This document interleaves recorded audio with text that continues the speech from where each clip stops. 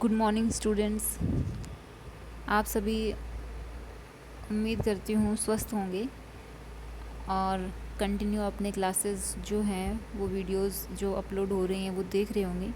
हालांकि थोड़ा सा ब्लर रहता है, फिर भी जितना कोशिश कर सकते हैं अभी नई चीज़ें सीखेंगे और अच्छा वीडियो बनाने की कोशिश करेंगे। अभी हमने लास्ट क्लासेस के अंदर जो सर्किट एनालिसिस चैप्टर है उसमें हमने टी और पाई नेटवर्क जो हैं उनके बारे में पढ़ा था। किस तरीके से एक कॉम्प्लेक्स नेटवर्क को टी नेटवर्क में या एक कॉम्प्लेक्स नेटवर्क को पाई नेटवर्क के अंदर बदला जा सकता है, वो सीखा था। और उसके बाद हमने टी और पाई को भी आपस में कन्वर्ट करना सीखा था। आज की क्लास का जो हमारा टॉपिक है वो है 4 टर्मिनल नेटवर्क और 2 पोर्ट नेटवर्क। हम लोग 4 टर्मिनल नेटवर्क के कुछ पैरामीटर्स रहते हैं उनके बारे में पढ़ेंगे और बेसिक सी जानकारी है जो हम लोग गेन करेंगे। तो सबसे पहले यही है कि जैसे आपको ये स्क्रीन पे 4 टर्मिनल नेटवर्क दिखाया जा रहा है, 2 input terminal with 2 output terminal, और उसके अंदर जो इनपुट एलिमेंट्स हैं, input current I1, input voltage V1, output current I2, output voltage V2 रहता है। कोई भी जो 4 टर्मिनल नेटवर्क रहता है, अगर हम मान लीजिए उसके जो भी एलिमेंट्स है सर्किट के अंदर एनर्जी सोर्स के अलावा, कोई भी रेजिस्टेंस है, इंडक्टर है, कैपेसिटर है, ट्रांजिस्टर है, अगर हम उनको लीनियर एलिमेंट्स मान लेते हैं। लीनियर एलिमेंट्स मानने का मतलब ये हो गया कि उनमें वोल्टेज और करंट के बीच का जो अगर हम लोग एक ग्राफ देखें तो वो लीनियर आता है, वो लीनियरली वेरी करता है। तो कोई भी कॉम्प्लेक्स 4 टर्मिनल नेटवर्क जो होता है उसको डिफ़ाइन करने के लिए, उसके बारे में बताने के लिए 3 तरीके के पैरामीटर्स रहते हैं।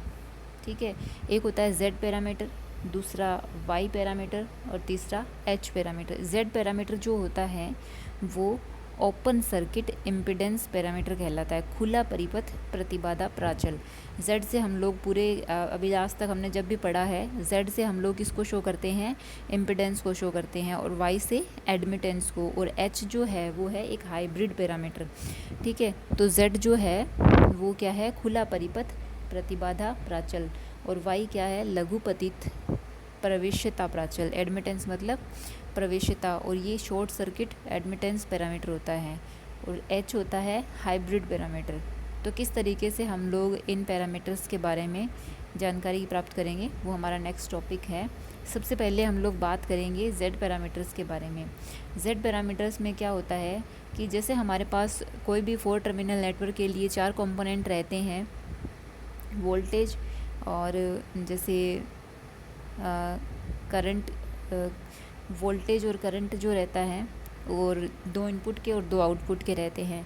कि हमारे पास जैसे अभी ये है input output current, input voltage और आउटपुट वोल्टेज, तो इनमें से अगर हम मान लीजिए इनपुट करंट और आउटपुट करंट को इंडिपेंडेंट वेरिएबल मान लें, independent variable which does not depend on any other variable. ठीक है, जो किसी दूसरे वेरिएबल पे डिपेंड नहीं करता हो, किसी और का फंक्शन नहीं हो, वो इंडिपेंडेंट वेरिएबल होता है। जैसे यहाँ पे I1 और I2 जो है वो किसी के फंक्शन नहीं है, बल्कि V1 और V2 जो है वो फंक्शन होते हैं किसके, I1 और I2 के। तो जैसे V1 है वो फंक्शन है I1 और I2 का, और उसी तरीके से यहाँ पे देखिए V2 भी क्या है, I1 और I2 का फंक्शन रहता है। जब V1 और V2 I1 और I2 के फंक्शन है तो फिर आप जैसे मैथमेटिक्स में करते हो, है ना, क्योंकि जैसे हम उनका पार्शियल डिफरेंशिएशन करते हैं, क्योंकि V1 जो है वो फंक्शन है I1 और I2 दोनों का, तो एक बार I1 के रिस्पेक्ट में del V1 over del I1 dI1 और del V1 over del I2 dI2। इसी तरीके से V2 का भी I1 के रिस्पेक्ट में del V2 over del I1 और I2 के रिस्पेक्ट में भी del V2 over del I2। इस तरीके से इनका पार्शियल डिफरेंशियल किया जाता है।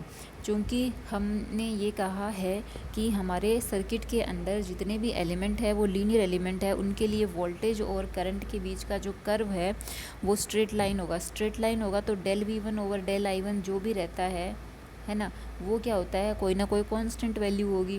ठीक है। अगर वो कांस्टेंट वैल्यू होगी तभी तो v1 जो है वो फंक्शन होगा i1 का और स्ट्रेट लाइन शो करेगा, या v2 जो है वो i2 के साथ क्या है, स्ट्रेट लाइन शो करेगा।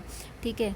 तो फिर उस कंडीशन में जो v1 ओवर i1 है वो क्या हो जाएगा, क्योंकि आप जानते हो ओम के नियम से v/i क्या होता है, r होता है, यानी कि इम्पिडेंस को शो करेंगे ये। और v1 ओवर i2 भी एक तरीके से इम्पिडेंस ही रहेगा। हर जगह v ओवर i इम्पिडेंस ही रहता है, लेकिन वो किस तरीके से होगा, जैसे मान लीजिए दोनों ही इनपुट के रहते हैं तो वो जैसे हमने पीछे पढ़ा था ड्राइविंग पॉइंट इम्पिडेंस। और अगर मान लीजिए सोर्स किसी और लूप का है और करंट किसी और लूप की है तो वो ट्रांसफ़र इम्पिडेंस हो जाता है। इसी तरीके से यहाँ पे भी हमारे पास ये है, हमारे पास भी यही है कि v1 ओवर i1 जो है वो इनपुट इम्पिडेंस हो गया, v1 ओवर i2 जो है वो रिवर्स बायस्ड ट्रांसफ़र इम्पिडेंस हो जाता है, और ये फॉरवर्ड बायस ट्रांसफ़र इम्पिडेंस हो जाता है, और ये आउटपुट इम्पिडेंस हो जाता है। ठीक है, ये इनके बारे में।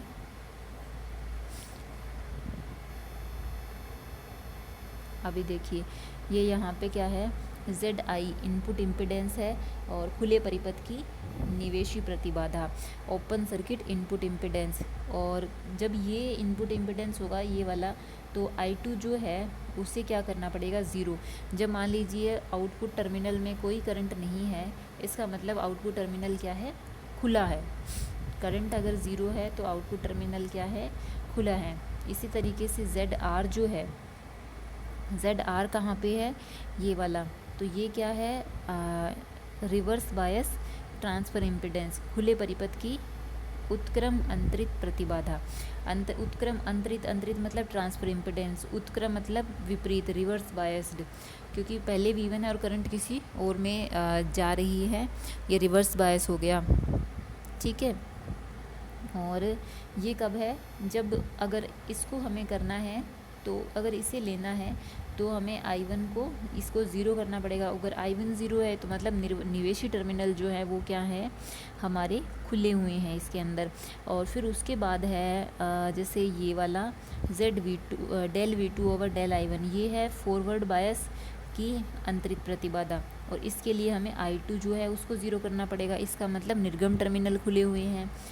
और जब ये वाला लेते हैं तो ये V2/I2 क्या है, निर्गम टर्मिनल की इनपुट निर्गम टर्मिनल की इम्पिडेंस, निर्गम प्रतिबाधा है ये। जब अब हमें इसे ज़ीरो लेना पड़ेगा, तो निवेशी खुले हैं, निवेशी टर्मिनल खुले हैं, यानी I1 जब ज़ीरो है तो ये निर्गम प्रतिबाधा है खुले परिपथ की। जैसे ये खुले परिपथ की निर्गम प्रतिबाधा जब I1 बराबर ज़ीरो है, यानी कि सारा जो है वो सिर्फ इन इक्वेशन से आ रहा है। ये वाला है ZI इनपुट इम्पिडेंस VI बटे डेल I। ठीक है, ये है आउटपुट इम्पिडेंस डेल V2 बटे डेल I2। ठीक है, ये है ZR, ये है reverse biased input, reverse bias impedance, खुले परिपथ की उत्क्रम अंतरित ट्रांसफ़र इम्पिडेंस है ये, क्योंकि इनपुट तो नहीं है ये। जैसे ट्रांसफ़र मतलब किसी और का वोल्टेज सोर्स, किसी और लूप की करंट है, और ये भी एक ट्रांसफ़र इम्पिडेंस है फॉरवर्ड बायस में, F। हम लोग इसको किससे लिखेंगे, F से लिख देंगे। ठीक है, तो चारों जो है इसी से, जब हम लोग इसकी बात करते हैं तो डेल I2 ज़ीरो करते हैं, निर्गम टर्मिनल खुले हैं। जब हम इसकी बात करेंगे तो I1 ज़ीरो, यानी कि निवेशी टर्मिनल खुले हैं। फिर इसी तरीके से जब ZF की बात करेंगे तो I2 ज़ीरो, निर्गम खुले हैं।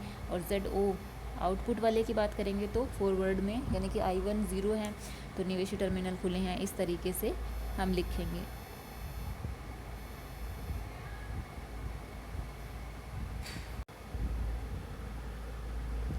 ठीक है, तो जब हमारे पास ये सब चीज़ें आ जाती हैं तो हम लोग लिखेंगे कि V1 बराबर Z11 I1 Z12 I2, ये वाला ये वाला जो हमारे पास एक्सप्रेशन है हम लिख सकते हैं।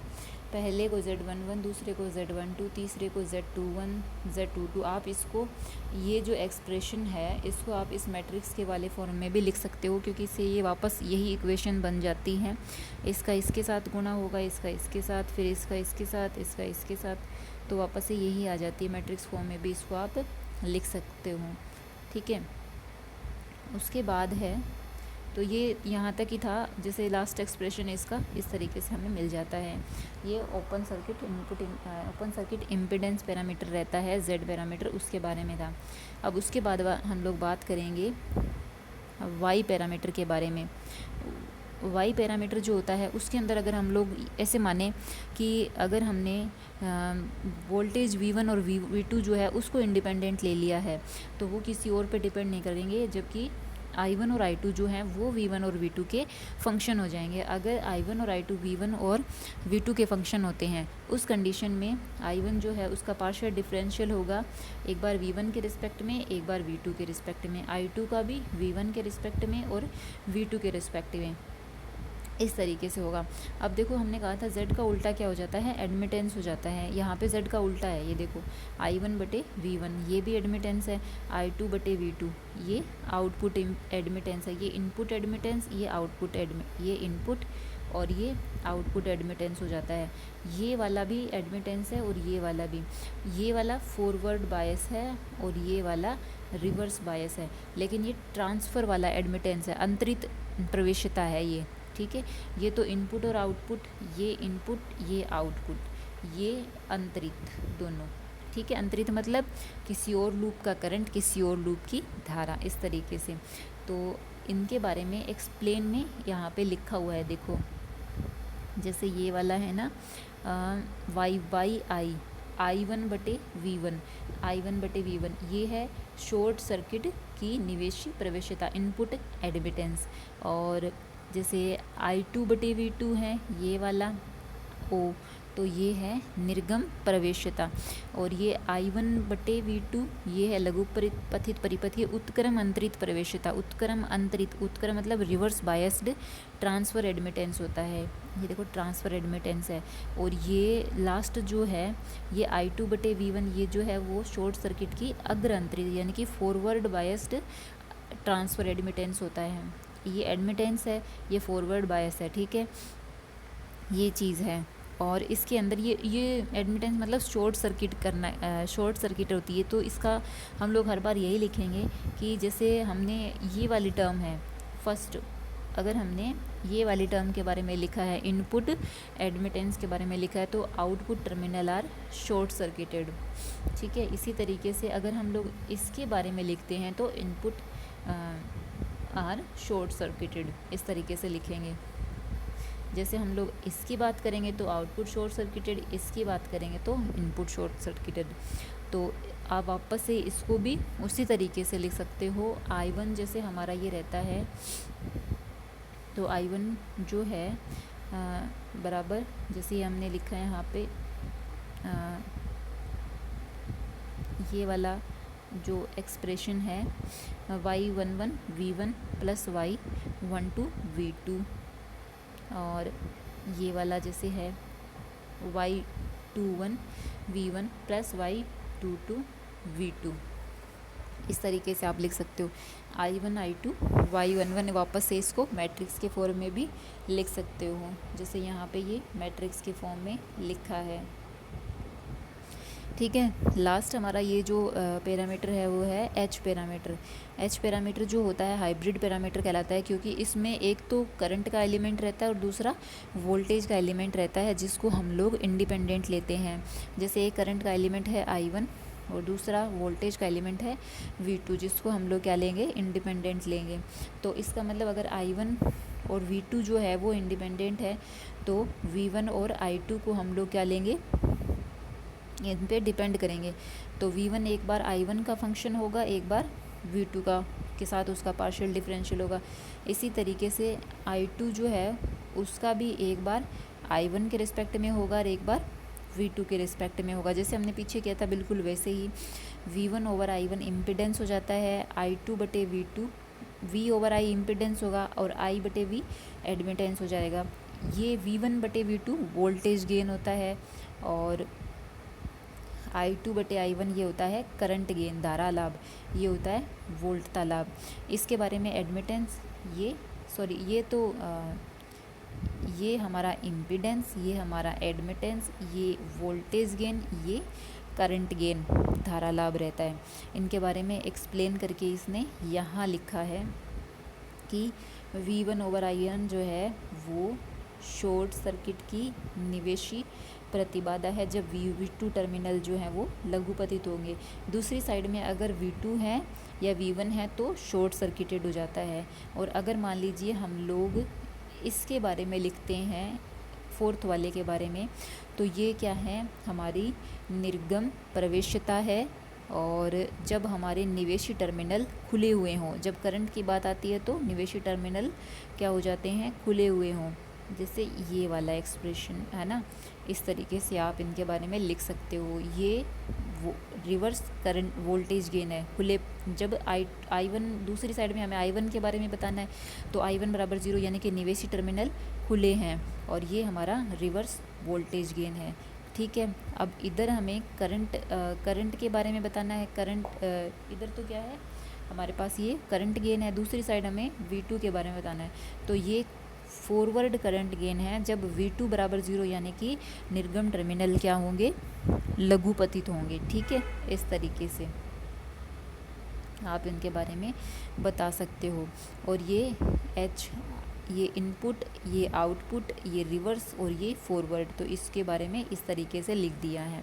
V1 = HI, I1 HR, V2, I2 = HF, I1 + HO, V2, इस तरीके से। फिर आप उनको मैट्रिक्स के फॉर्म में भी जमा सकते हो। ये देखो, हमने एक I1 और दूसरा V2, दो इंडिपेंडेंट वेरिएबल लिए हैं, इसीलिए बाकी बचे हुए उन पे डिपेंड करेंगे, V1 और I2, और इस तरीके से आप उनको एक मैट्रिक्स के फॉर्म में लिख सकते हैं। ठीक है, तो काफ़ी इजी हैं ये, सिर्फ पैरामीटर्स के बारे में पढ़ना।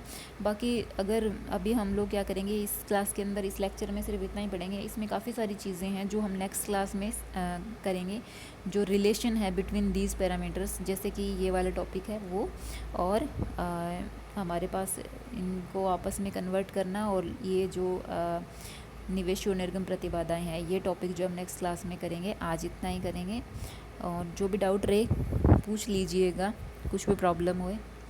ठीक है, ओके, थैंक यू।